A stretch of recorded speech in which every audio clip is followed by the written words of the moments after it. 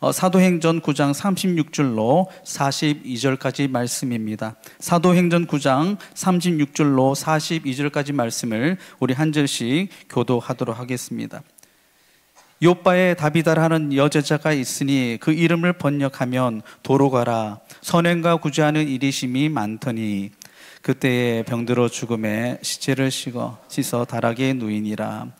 룻다가 요빠에서 가까운지라 제자들이 베드로가 거기 있음을 듣고 두 사람을 보내어 지체 말고 와달라고 간청하여 베드로가 일어나 그들과 함께 가서 이르매 그들이 데리고 다락방에 올라가니 모든 과부가 베드로 곁에 서서 울며 도로가가 그들과 함께 있을 때에 지은 속옷과 겉옷을 다 내보이거니를 베드로가 사람을 다 내보내고 무릎을 꿇고 기도하고 돌이켜 시체를 향하여 이르되 다비다야 일어나라 하니 그가 눈을 떠 베드로를 보고 일어나 앉는지라.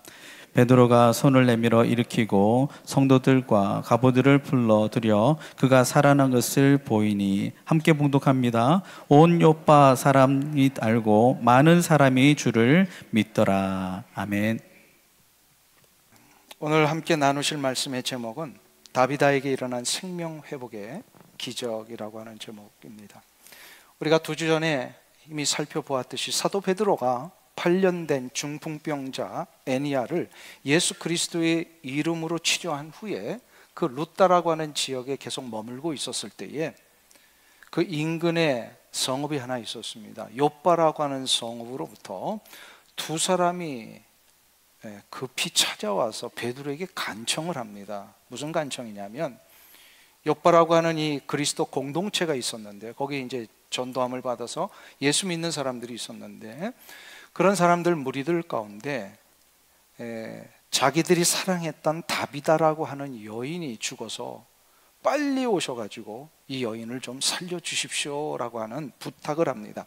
이에 베드로가 지체 없이 달려가서 다비다를 향하여 이제 선언을 합니다. 다비다야 일어나라. 이 외침은 단순히 그냥 소리를 친 것이 아니라 생명의 회복을 알리는 선언이었습니다. 이 외침 앞에 죽었던 다비다가 다시 살아났어요. 할렐루야. 얼마나 놀라운 기적입니까? 근데 이 기적은 성경의 구약도 그렇고 신약에도 그렇고 여러 군데에서 죽었던 사람이 살아나는 기적들이 있거든요. 근데 그 모든 죽은 자가 다시 살아나는 기적과는 조금 특별히 다른 점이 하나가 있습니다. 다비다가 지금 살아난 기적은 다비다 주변에 남겨진 여인들, 더 정확하게는 과부들입니다. 여인들의 간절한 바램과 소망 때문에 일어났다라는 겁니다. 다시 살았다라는 거예요. 이 시점에서 우리가 좀 잘 생각해야 한다. 성경 이 기록을 통하여 다른 신구약에 나와 있는 죽은 자가 살아나는 기록과는 조금 다른 이 기적을 통하여서 우리에게 무엇을 가르쳐 주시려고 하는 것일까? 이것을 알기 위해서는 두 가지를 우리가 살펴보면서 답을 하면 좋겠습니다. 첫 번째는 뭐냐면 죽은 자를 위하여 간절히 구하고 소망하면 다시 살아나는 기적을 우리도 경험할 수 있는가입니다. 잘 이거 생각해 보세요. 죽은 자를 위해서 간절히 구하면 그리고 소망하면 다시 살아나는 기적이 이 시대에 우리 가운데도 일어날 수 있습니까? 대답을 잘 하시라 그랬어요. 네, 그럼 두 번째 생각할 게 있어요. 만일에 살아났다면 다비다를 그렇게 살려주신 하나님의 뜻, 이유는 무엇인가? 입니다. 이거를 우리가 좀 오늘 나눠서 살펴봅니다. 다시 첫 번째 따라하겠습니다. 죽은 자를 위해 간절히 구하고 소망하면 다시 살아나는 기적을 우리도 경험할 수 있는가? 이것을 우리가 답을 하기 위해서는 38절을 먼저 보는 것이 좋을 것 같습니다. 38절 한번 보세요. 다 같이 한 목소리로 봉독합니다. 룻다가 요빠에서 가까운지라 제자들이 베드로가 거기 있음을 듣고 두 사람을 보내어 지체 말고 와 달라고 간청하여, 이 간청 때문에 달려가서 다비다를 고쳐줍니다. 이 구절만 보면 요빠에 있는 제자들이 간청한 것 때문에 베드로가 다비다를 고쳐준 것처럼 보입니다. 또 그렇게 이 구절을 해석하는 사람들도 있었습니다. 여기서 우리는 한 가지를 잘 정리해야 합니다. 성경에 나오는 죽은 자가 살아나는 기적들에는 한 가지 공통점이 있었습니다. 그러니까 누구나 다 이거는 이제 나중에 학자들이 동의하는 바입니다. 죽은 자가 다시 살아나는 놀라운 기적들이 있었을 때는 한 가지 공통점이 있었습니다. 그것은 바로 살아난 자들에게는 다시금 살게 됨으로 해야 할 이 세상의 사명이 아직 있었기 때문입니다. 살아남으로 인하여서 생명의 주관자 되신 하나님의 권능을 보여준다든지, 살아남으로 주님이 장차 우리에게 허락하실 놀라운 부활의 영광을 주변의 사람들에게 확신시켜준다든지 라고 하는 이런 이유와 사명들이 있었기 때문에 살려주셨다라는 거예요. 마찬가지로 죽었던 다비다가 다시 살아난 것은 남겨진 자들의 간절한 소망과 바람 때문에만 일어난 게 아니라 그 남겨진 자들의 소망과 바람을 넘어서는 다비다를 향하신 하나님의 특별한 목적과 뜻이 있으셨기 때문이라는 거죠. 자, 질문을 할 테니까 대답을 잘 해보세요. 이 질문이 굉장히 중요하기 때문에 우리가 기지개를 한번 펴시고, 왜냐하면 이렇게 몽롱한 상태에서 대답을 하면 안 되기 때문에 우리 일부 예배 때도 이거 했어요. 대답을 잘못할까 봐 좀 이렇게 한번 어깨도 좀 펴시고, 그래서 이렇게 딱 한번 하시고, 이게 굉장히 영적으로 중요하기 때문에 그래요. 보세요. 질문할 테니까 대답하세요. 죽은 자가 살아나면 제일로 좋아할 사람이 누굴까요? 누가 좋아해요? 다시 질문 잘 생각해 보세요. 죽은 자가 살아나면 제일로 좋아할 사람이 누굽니까? 산 사람? 옆에 있던 가족들? 좀 합의를 보고 대답을 해보세요.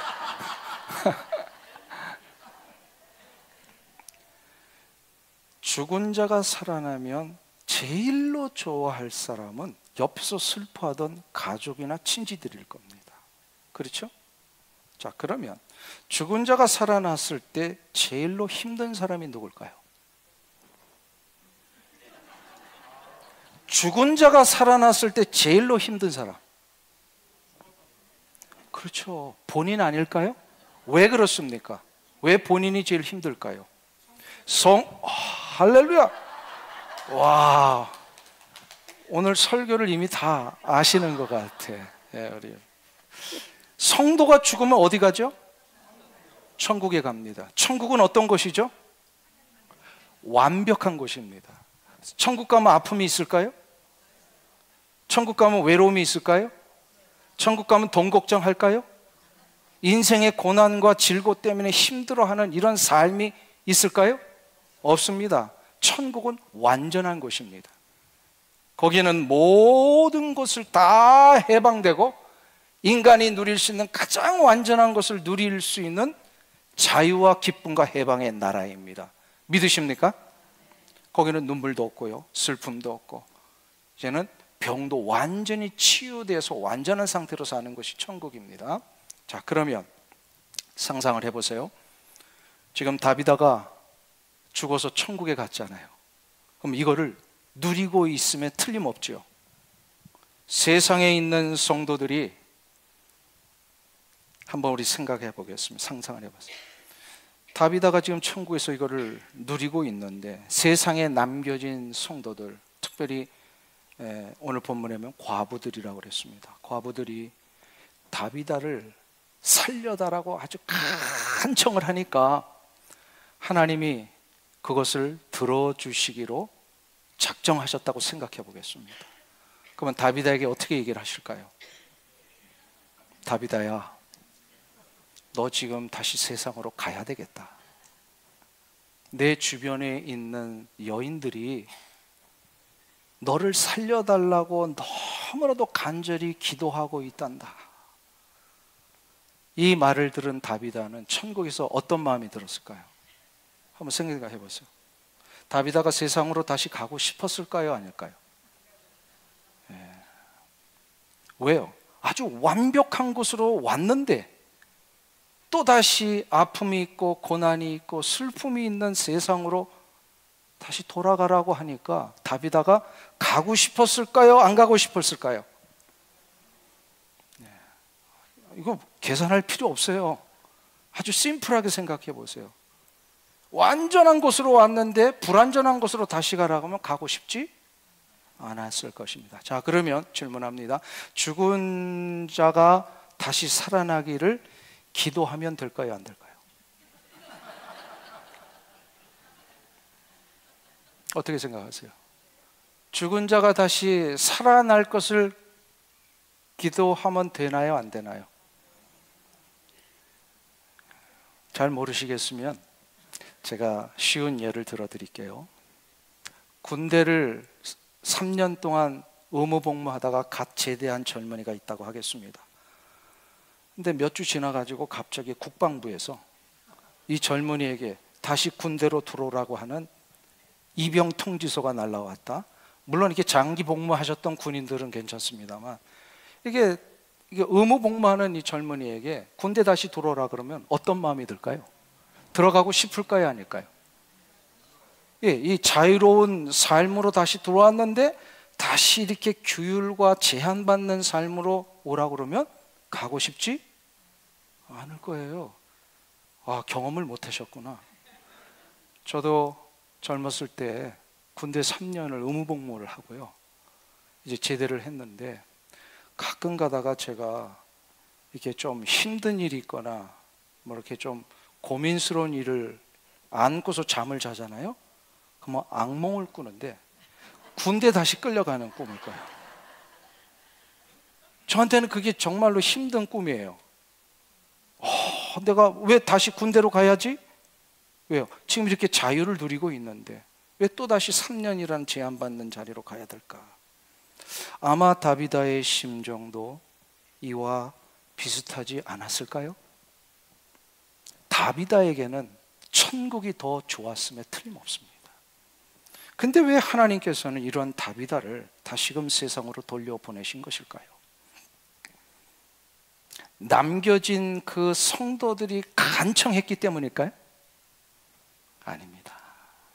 그것은 하나님께서 보시기에 다비다가 이 세상에 남아서 감당해야 할 하나님이 원하시는 특별한 사명이 아직도 있었기 때문입니다. 그 사명이 뭘까요? 무엇 때문에 하나님 앞에 왔던 다비다를 다시 돌려보내시면서까지 그 사명을 좀 감당하라고 하신 것일까요? 그게 오늘 본문에 두 가지로 나와요. 이게 이제 오늘 생각해 봐야 할 두 번째 질문입니다. 바로 다비다를 살려주신 이유가 뭐냐 이겁니다. 두 가지가 나오는데요. 첫 번째로 욥바에 남겨진 그 연약한 지체들에게 나누어야 할 생명의 사역을 조금 더 감당하게 하시려고요. 다시 잘 정리하세요. 욥바에 남겨진 지체들에게 나누고 베풀어야 할 생명 사역을 좀 더 감당하게 하시려고. 그 내용이 39절에 나옵니다. 추측해 볼 수 있는 내용인데요. 39절을 우리 다 같이 한 목소리로 봉독합니다. 베드로가 일어나 그들과 함께 가서 이르매 그들이 데리고 다락방에 올라가니 모든 과부가 베드로 곁에 서서 울며 도르가가 그들과 함께 있을 때에 지은 속옷과 겉옷을 다 내 보이거늘. 다비다가 헬라어로 도르가라는 뜻입니다. 그러니까 같은 인물입니다. 다비다는 살아있는 동안에 어떤 일을 했는지 이 구절 속에 우리가 추측해 볼 수가 있습니다. 과부들을 위해서 극진히 섬겼던 거예요. 베드로가 나타나자 다비다의 섬김을 받았던 여인들이 울면서 평소에 다비다가 자기들을 위하여 어떻게 해 주었는지를 물건을 제시를 하면서 보여줍니다. 그게 뭐예요? 겉옷과 속옷을 보여준 겁니다. 이거를 다비다가 만들어 가지고 우리에게 이렇게 제공했던 것입니다. 이게 왜 중요하냐면요, 당시의 옷이라고 하는 것은 지금 우리처럼 이런 입는 이 정도의 옷의 가치가 아니에요. 옷은 2000년 전에는 굉장히 귀중한 재산이었습니다. 옷 한 벌 가지고 평생을 살아야 할 정도로 옷은 만들기도 힘들었고, 한번 만들어지면 결코 버릴 수 없는 소중한 삶의 일부분입니다. 그러니 속옷까지 갖추어서 2000년 전에 입는 것은 웬만한 사람들은 엄두도 내지 못했습니다. 특히 과부들은 이 문제가 더 심각했죠. 왜냐하면 모든 생계를 스스로 책임져야 했기 때문입니다. 그런 저들에게 옷 하나 제대로 스스로 만들어 입을 수 없는 저들의 절박한 상황 속에 다비다가 저들을 위해서요, 겉옷도 만들어주고 또 속옷도 만들어줄 정도로 저들이 극진한 섬김을 받았다. 이런 다비다가 저들의 곁을 떠났기 때문에요, 남겨진 이 여인들이 너무너무 애석한 거예요. 우리에게 이런 도움과 이런 헌신을 해줬던 이 다비다가 왜 우리의 곁을 떠나야 되는가 라고 하는 이 간절한 마음에 탄식이 있었습니다. 하나님께서 아마도 남겨진 여인들의 아픔과 절망을 아셨던 것 같습니다. 그래서 저들을 위하여서 다비다를 다시 보내주신 것이 아닐까요? 다비다야, 아직도 내가 돌봐야 할 사람들이 있구나. 너가 없으면 버틸 수 없는 연약한 여인들이 있구나. 저들을 위해 돌아가 계속해서 섬기고 돌보는 일을 좀 해야 하지 않겠느냐. 하나님이 아마도 천국에서 다비다에게 이런 부탁을 하셨을 것 같아요. 다비다는 이 주님의 하나님의 부탁을 받고 순종한 겁니다. 그러니까 다비다가 다시 살아나 이 세상에 온 것은 다비다 자기 자신을 위한 게 아닙니다. 과부들을 돌아보고 저들을 위해 수고와 섬김을 좀 더 감당해야 할 사명이 있었기 때문입니다. 여기서 우리가 아주 중요한 것을 정리해야 합니다. 죽은 자가 살기 위해서는 이 땅에 남아서 해야 할 뭐가 있었기 때문이라고요? 사명. 그 사명 중에 오늘 아주 중요한 사명을 하나 가르쳐 줍니다. 영적인 공동체 함께 더불어 살고 있는 우리의 삶의 관계 속에서 누군가를 섬기고 돕고 필요를 채워주는 것은 죽은 자를 살려내실 만큼 아주 중요한 사명이었다는 거예요. 할렐루야. 죽은 자를 살려내실 정도로 중요한 사명이 뭐라고요? 우리 주변에 있는 연약한 자들을 돕고 저들을 세우고 저들의 필요를 채워주는 일을 하는 것, 이게 생명회복의 사명입니다. 야고보서에 의하면 정결한 경건은 고아와 과부를 그 환난 중에서 돌보는 것이라 했습니다. 하나님께서 초대교회 안에 다비다 같은 여인이 좀 더 남아있어야 참 경건의 모습이 무엇인지를 성도들도 깨닫고 세속에 물들지 않는 삶을 살 수 있을 것으로 분명히 하나님은 아셨어요. 그렇기 때문에 다비다를 통하여 초대교회 안에 이런 여인이 조금 더 있어야 되는구나. 할렐루야. 오렌지 카운티 한인교회 하나님께서 너만큼은 조금 더 있어야 되겠구나 하는 이 귀한 하나님의 선언이 이 자리에 계신 여러분들 모두에게 있기를 축원합니다. 그러니까 우리는요, 하나님 빨리 데려가 주세요 이거 함부로 얘기하면 안 돼요. 내게 남겨진 하나님이 원하시는 사명이 무엇일까? 이거를 우리가 잘 생각하고 순종해야 되는 거예요. 특별히 오늘 본문에 보면 선행과 구제하는 이 놀라운 생명의 사역을 하나님이 다비다에게 계속해서 부탁하시면서 이게 바로 교회를 세워가는 일이다, 하나님의 나라를 확장하는 일이다. 할렐루야. 이거는 너무나도 중요한 사명입니다. 사명이에요. 사명이라고 생각할 때 우리는 너무 거창하고 너무 세계를 품고 이런 사명만 생각하는데, 내 삶의 가장 가까운 부분에서 연약한 이들을 돕고 섬기는 것을 죽은 자를 살려내실 만큼 중요한 사역으로 여기신다는 거예요, 하나님이. 할렐루야. 그러면 어떻게 다비다에게 이런 것을 기대하실 수 있었을까요? 어떻게 다비다는 이러한 사명을 하나님 앞에 부름받기 전까지도 이런 걸 감당했고 다시금 살아나서도 감당할 수 있었던 것일까요? 그것은 바로 그 안에 예수 그리스도로 인한 생명의 능력이 흘러 넘쳤기 때문입니다. 예수 그리스도로 인한 생명의 능력이 흘러 넘쳤어요. 그 증거가 36절에 나옵니다. 우리 36절을 다시 한번 한 목소리로 봉독하겠습니다. 요바에 다비다라 하는 여 제자가 있으니 그 이름을 번역하면 도르가라. 선행과 구제하는 일이 심히 많더니. 다비다는 아람어이고요, 도르가는 헬라어입니다. 이 다비다를 굳이 오늘 사도행전에서요 헬라어 이름으로 번역해서 기록한 의도가 있어요. 바로 다비다 도르가는 2000년 전에는요 이게 암사슴을 뜻했습니다. 암사슴 혹은 영양으로도 해석이 됩니다.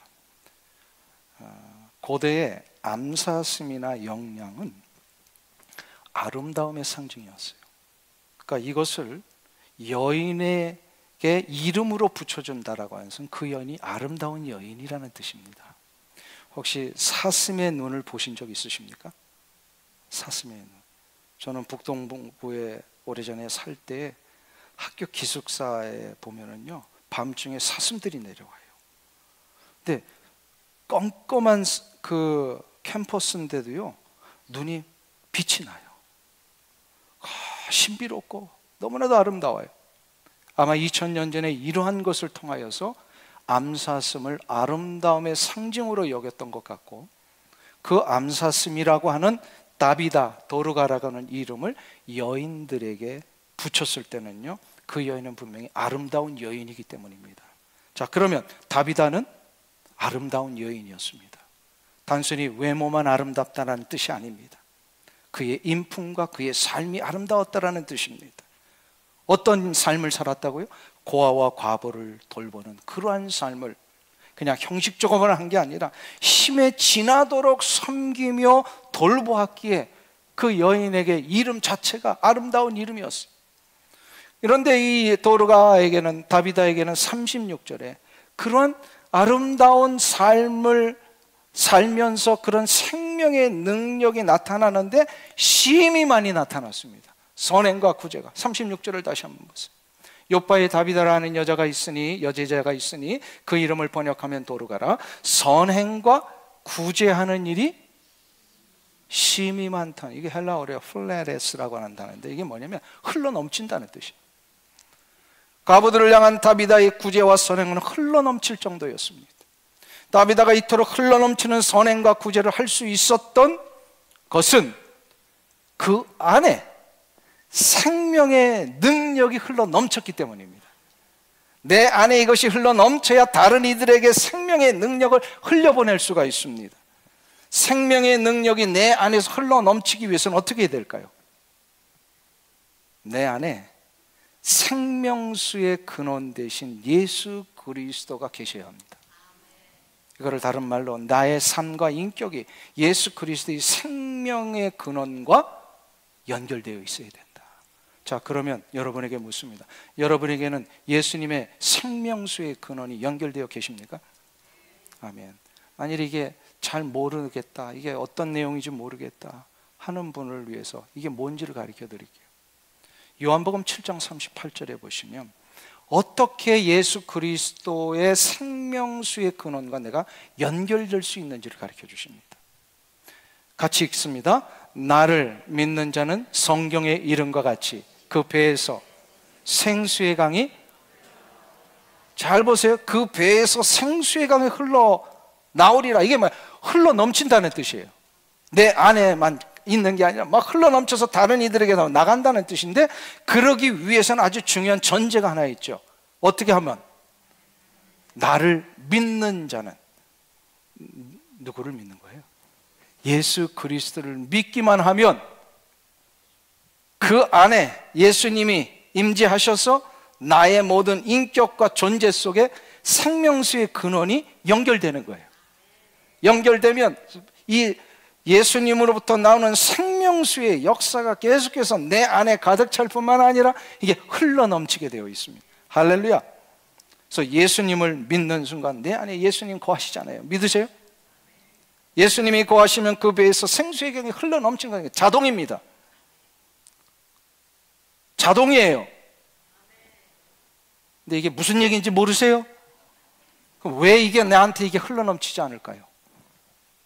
나 예수 믿었는데, 예수님을 나의 구원자로 받아들였는데 왜 이 생명수가 흘러넘치지 않을까요? 이런 이유 저런 이유, 인간적인 계산 이런 것 때문에요, 이 생명수를 꽉 내가 누르고 있어서 그래요. 그러면 안 된단 말이에요. 내어드려야 돼요. 흘러넘치게 나를 자꾸 오픈해야 돼요. 근데 많은 사람들이 내 나이가 지금 몇인데 이러면서 이걸 자꾸 눌러버립니다. 나는 지금 이제 리타이어 했는데 뭘 자꾸 이렇게 흘러넘치게 하라는 거예요. 이게 자꾸 누르는 거예요. 지금 이제는 내가 힘도 빠지고 물질의 능력도 없는데 뭘 자꾸 흘러넘쳐서 다른 이들에게 주라고 하는가. 이거 자꾸 누르는 거예요. 생명수는요 내 능력으로 됩니까? 아니에요. 생명수가 흘러넘치는 것은 예수 그리스도의 능력이세요. 나는 해야 할 게 뭐예요? 흘러나오도록 그냥 내어드리기만 하면 되는데 이걸 자꾸 눌러버리고 있는 거예요, 사람들이. 그러니까 이게 어떻게 생명수의 근원의 구멍을 꽉 막아버리니까 이게 안 나오는 거죠. 사랑하는 성도님 여러분, 여러분 안에 예수님의 생명수의 근원이 연결되어 있으면 믿으십니까? 빨리 막았던 이거를요 다 오픈해 버리세요. 계산도 다 내려놓고 내 계획도 내려놓고 온전히 하나님의 역사가 내 안에 흘러넘치시도록 나를 내어드려야 합니다. 다비다가 이 삶을 살았던 자예요. 다비다가 무슨 능력이 많아가지고 그 여인들을 그렇게 섬겼겠습니까? 내어드리니까 심에 지나도록 생명수가 흘러가게 하니까 바로 자기 자신뿐만 아니라 주변에 있는 자들에게 힘과 용기를 주고 삶의 목표를 저들로 하여금 다시금 설정할 수 있도록 나간 겁니다. 이것을 할 수 있는 게 사명이라는 거예요. 생명수를 흘러가게 하는 게 사명입니다. 아멘. 그래서 나를 부르신 곳에, 나를 가라고 하시는 곳에 순종하며 생명수를 흘려보내는 것. 이게 여러분들이 하나님 앞에 부름받는 날까지 감당해야 될 사명입니다. 믿으십니까? 나는 무릎이 시큰해서 이제 어디 못 갑니다. 가정에서 하세요. 가정에서 내 자녀들에게 하세요. 생명수를 흘려넘치게. 할렐루야. 하실 수 있죠? 아멘. 아멘. 이거를요 느낄 거예요. 자녀들이, 우리 가족들이. 생명수가 흘러넘치는구나. 그런데 이 다비다를 다시 살려주신 이유는 그 연약한 여인들을 구제하고 선행을 베풀라고 하는 이런 이유와 함께 더 크신 하나님의 계획이 있으셨더라고요. 그게 두 번째 이유인데요, 바로 초대교회 안에 이 욥바라고 하는 지역에 복음의 확장이 더 필요하셨기 때문입니다. 41절과 42절을 한번 보세요. 오늘 본문 41절 42절 같이 한 목소리로 봉독합니다. 베드로가 손을 내밀어 일으키고 성도들과 과부들을 불러 드려 그가 살아나는 것을 보이니 온 욥바 사람이 알고 많은 사람이 주를 믿더라. 할렐루야. 다비다가 살아난 것 때문에 욥바에 있는 많은 사람들이 어떻게 됐다고요? 주를 믿게 되었습니다. 예수 믿고 구원받는 역사들이 일어났다는 거예요. 예수님을 알지 못했던 사람들이 이번 기회에 예수님을 알게 됐습니다. 우리 주변을 한번 보세요. 예수님을 알지 못했던 사람들이 예수님을 알고 믿게 되는 여러 이유들이 있지만 가장 중요한 계기와 이유가 있다면 뭘까요? 뭐 때문에 예수를 믿을까요? 세상에서는 줄 수 없는 것이 예수님이 줄 수 있다는 걸 알 때 믿습니다. 자, 그럼 세상에서는 줄 수 있는 게 뭐죠? 웬만하면 세상은 다 줍니다. 그런데 유일하게 못 주는 게 하나 있어요. 세상이 뭘까요? 네, 생명 회복입니다. 죽음의 문제를 해결하는 것은 세상이 주지 못합니다. 인간이 이 세상을 살면서 모두가 한 번쯤 맞이하는 공동적인 관문이 바로 죽음입니다. 이것을 피할 수 있는 자는 아무도 없었어요.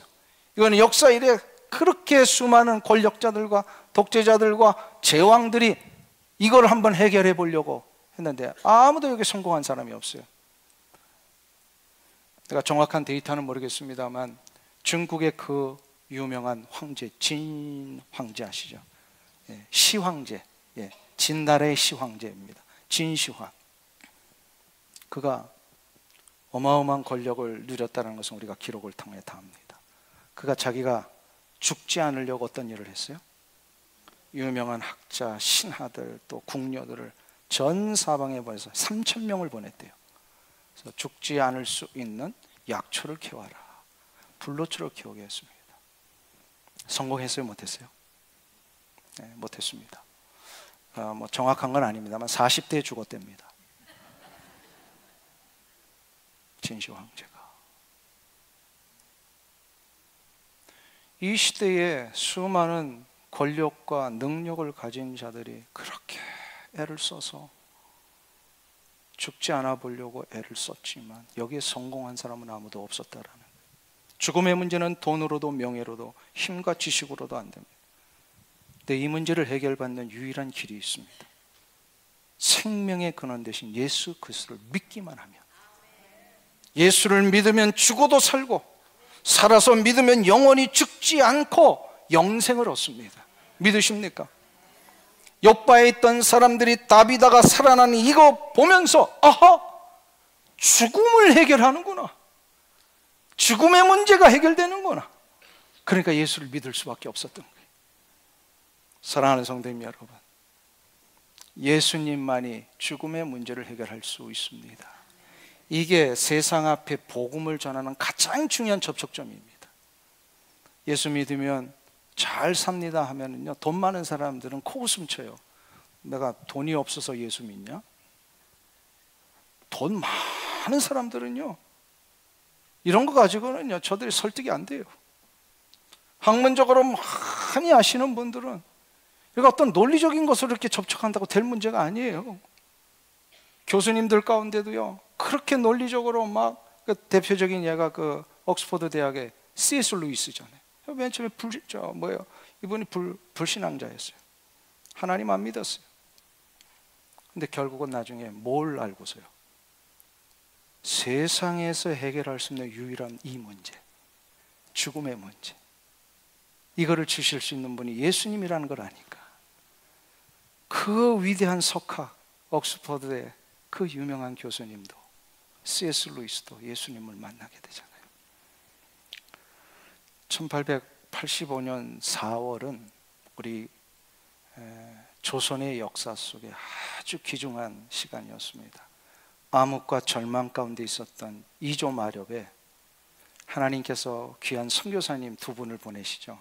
아펜젤러 언더우드 목사님을 보내셔서 1885년 4월 부활주일 아침에 인천항에 도착을 해서, 제물포항에 도착해서 복음을 전하기 위해 첫 발을 내딘 아주 유명한 겁니다. 그런데 제가 몇 년 전에 소개해드린 적이 있어요. 언더우드 목사님이 딱 조선에 발을 내디뎠는데 조선을 이렇게 돌아보니까 너무나도 절망적인 거예요. 나라의 위정자들은 당파 싸움에 쩔어 있어가지고 백성들은 아랑곳하지 아니하고, 그리고 신세대와 구세대가 갈등을 일으켜가지고 개혁을 해야 되느냐 아니면 수구 정책을 해야 되느냐, 막 이런 어떤 일들로 인하여서 나라는 완전히 풍지박산 나 있었어요. 여인들과 어린아이들과 노인들은요, 더 이상 소망이 없이 다 학대받고, 남자들은 맨날 술에 절어 있고 도박에 절어 있고, 가정들은 축척적 제도 때문에 다 파산나 있고. 웬만한 남자들이 조금 산다 하면 다들 첩을 들였잖아요. 그 시대 때. 왜 그 조선 이조 말에 그런 일을 했는지 모르겠어요. 그러니까 선교사님의 이 눈에 보면 조선이 암울했어요. 그래서 그 한 3개월 지났을 때 북장로교에다가 선교 편지를 쓰잖아요. 언더우드 선교사님이. 그 한번 읽어드렸죠. 모든 게 조선은 지금 암흑입니다. 절망입니다. 그러나 하나님은 역사하실 걸 믿습니다. 기도해 주십시오. 이런 내용의 아주 장문의 편지를 썼었어요.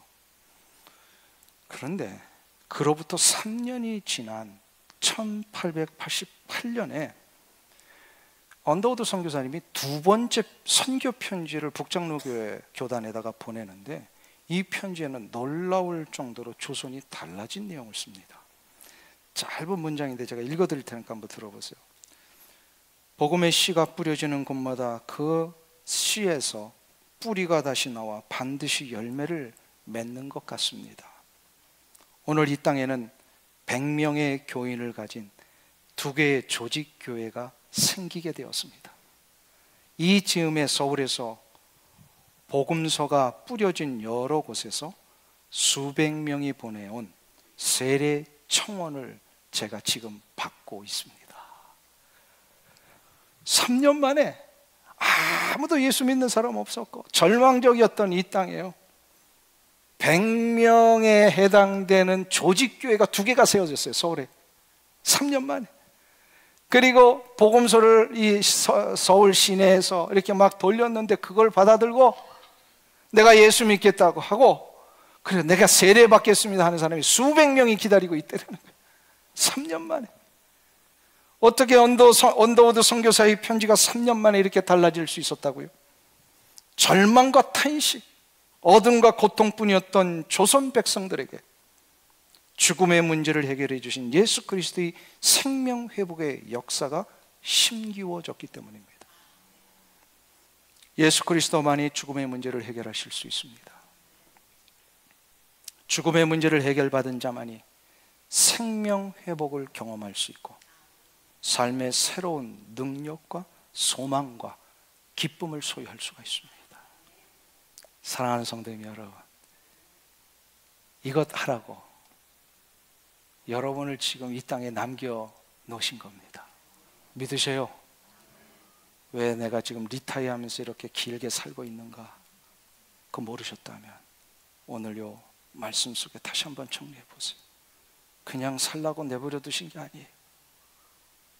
선행과 구제를 통하여 우리의 지체들에게 생명수의 능력이 흘러가게 하고, 죽음의 문제를 해결해 주신 예수 그리스도만이 우리의 인생의 유일한 소망이요 기쁨이심을 알려주라고. 할렐루야. 이거를 여러분의 가정에서부터 한번 보여주세요. 여러분의 함께 더불어 살고 있는 삶의 현장에서부터 한번 보여주세요. 그때 여러분을 기뻐하시고 그 사명 다하는 날까지 붙들어 주실 것입니다. 이 은혜가 있길 주 이름으로 축원합니다. 기도하겠습니다. 자비하신 아버지 하나님, 은혜와 사랑을 감사합니다. 예수님만이 우리의 소망이시고 우리의 위로자가 되시고 이 땅에 영원한 빛이 되심을 믿습니다. 하나님, 우리의 생명을 이 땅 가운데 보존해 주신 이유는 예수 그리스도의 생명수의 역사를 내 가정에서, 일터에서, 내 주변의 이웃들에게 흘러넘치게 하시기 위함임을 믿사오니 끝까지 이 사명 감당하게 하여 주옵소서. 또한 예수님만이 우리 인생의 가장 심각한 문제, 죽음의 문제를 해결하실 수 있음을 깨닫고 내가 영원한 생명을 소유한 자가 되어 이제 세상을 향하여 예수 그리스도의 생명의 역사를 선포하며 나가는 우리 모든 성도들 되게 하여 주시옵소서. 예수님의 이름으로 기도하옵나이다. 아멘.